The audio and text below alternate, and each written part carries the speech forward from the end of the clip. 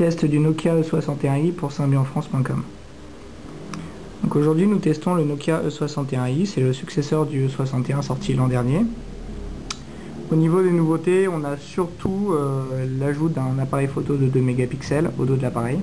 C'est ce qui manquait à la première version. Donc on va faire un petit tour du propriétaire de ce 61i. Donc au-dessus de l'écran on trouve une diode lumineuse qui permet d'indiquer lorsqu'on a des appels en absence, qu'on a des messages ou des nouveaux emails, elle clignote.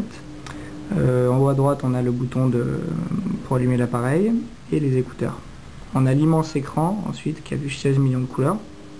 Et en dessous on a le clavier AZERTY donc pour la zone France, avec au-dessus une nouvelle série de boutons. Donc là on a un accès direct au répertoire. Là on a la touche de menu classique Symbian. Là en fait on a un pad de navigation qui remplace l'ancien joystick. Là on a un accès direct à la messagerie. Et ici on a une touche personnalisable. Moi j'ai choisi de la personnaliser avec la messagerie instantanée. On voit que le clavier est très complet. Les touches numériques sont au centre de l'appareil. En mode téléphone, elles prennent le dessus, c'est-à-dire que ça compose directement le numéro. Bon, elles sont un petit peu petites, mais ça permet d'avoir un clavier homogène. Sur la gauche de l'appareil, comme tous les E-Series, on retrouve touches pour régler le volume et les touches d'accès aux fonctions vocales.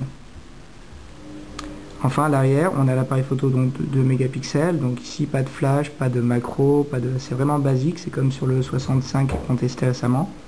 Ça permet de dépanner.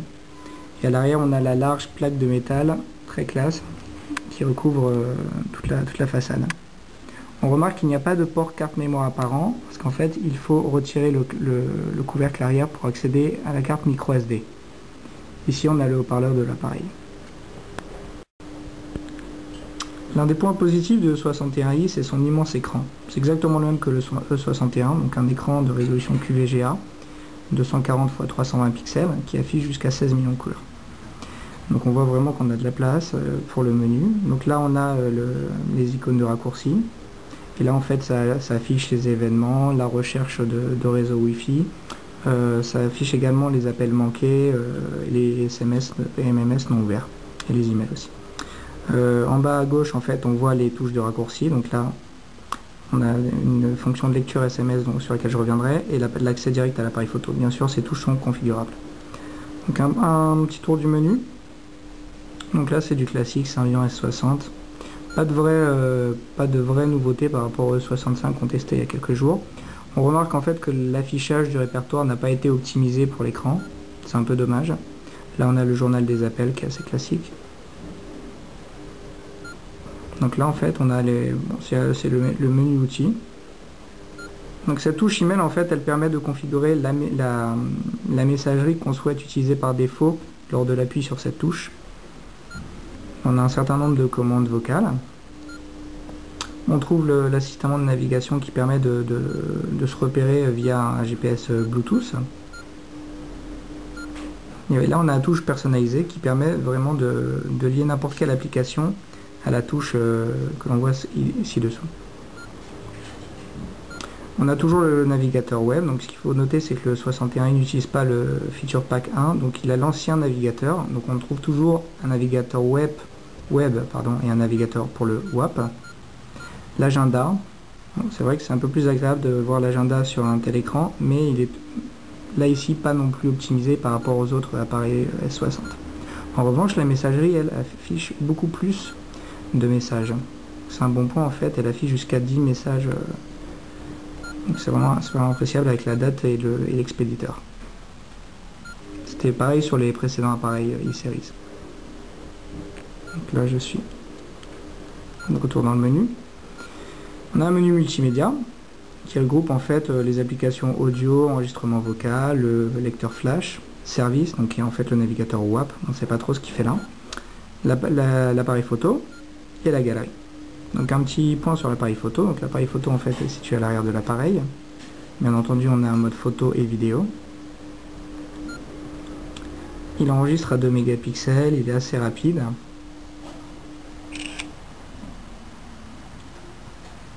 Et on peut ensuite voir les photos bien entendu dans la galerie.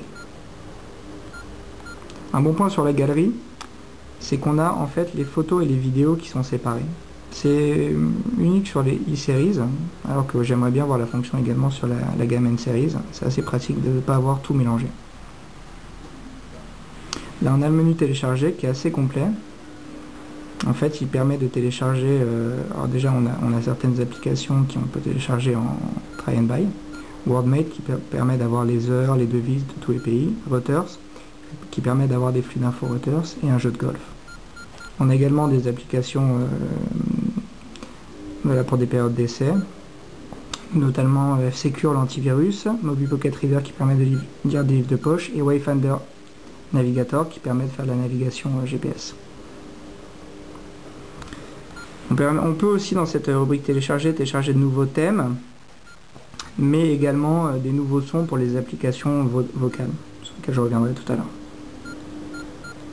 Donc on a un menu connectivité qui est très complet. Le 61i est compatible avec l'infrarouge, USB, Bluetooth, qui permet la téléphonie par IP, et également il est compatible au Wi-Fi.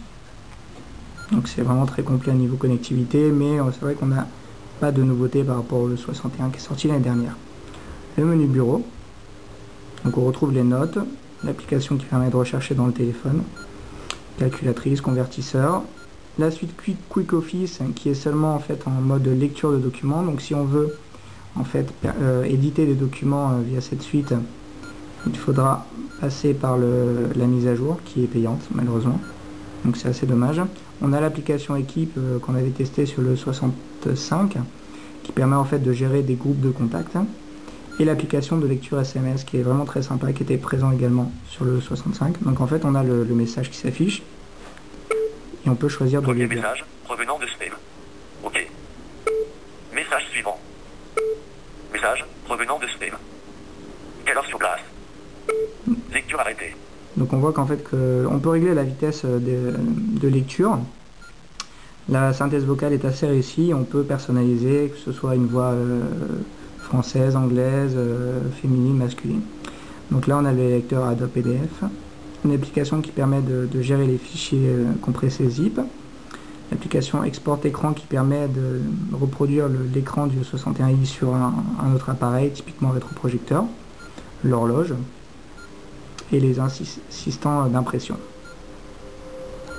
On a un menu installation qui regroupe en fait tous les programmes que l'on a installés. Là j'ai installé quelques jeux, application Widset. On peut télécharger une nouvelle application depuis cet endroit. Enfin on a la rubrique aide qui permet en fait d'apprendre à utiliser son appareil grâce à des animations très bien faites, tout en flash, qui permettent en fait de se passer complètement de la notice. On a vraiment une notice multimédia intégrée à l'appareil. Ça c'est un bon point. Donc voilà pour le menu du 61i. En conclusion, que faut-il penser du E61i? C'est un très bon appareil. Certes, il est un peu large, mais ça lui permet de proposer un clavier complet. C'est un vrai avantage.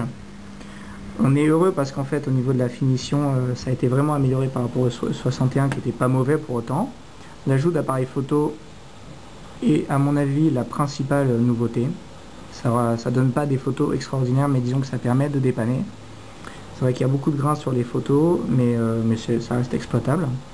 L'écran est toujours un tel plaisir, notamment pour la navigation sur internet ou la consultation de documents ou de photos et vidéos.